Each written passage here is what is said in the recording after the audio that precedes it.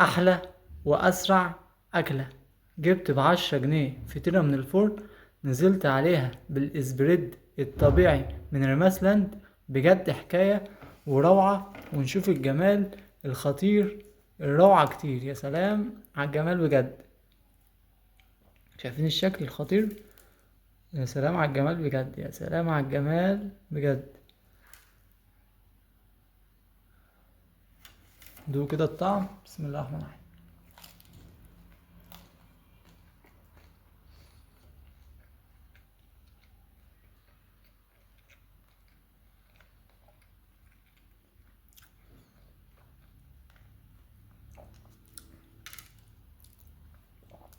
بجد الفطير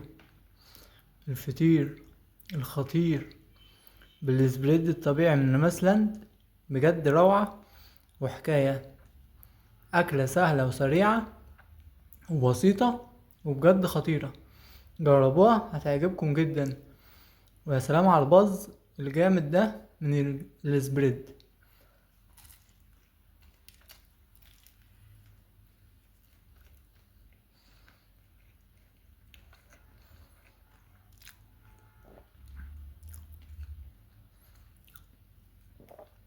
بجد طعمها حكاية بجد.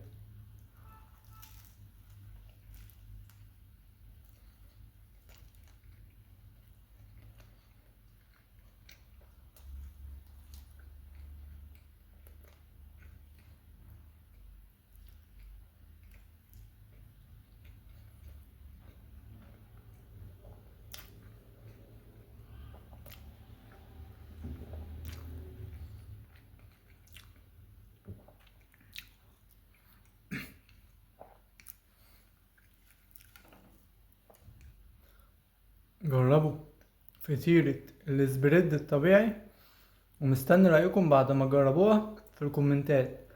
بجد أكلة سهلة وسريعة جدا، وبجد الطعم خطير وبجد جميل.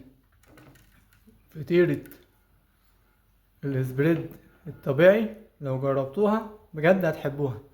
ما ننساش نعمل احلى لايكات كتير على الفيديو ده، ومتابعة للصفحة اول مرة بتشوفوني، ويلا شير كتير، ويلا متابعات كتير للصفحة. وما ننساش نعمل الكومنت الجميل اللي منكم دايما بيساعدني كتير. ان شاء الله اشوفكم في فيديو جديد، ومشاهدكم دايما بيبقى احلى واجمل اكيد. فطيرة السبريد الطبيعي بجد روعة وبجد حكاية.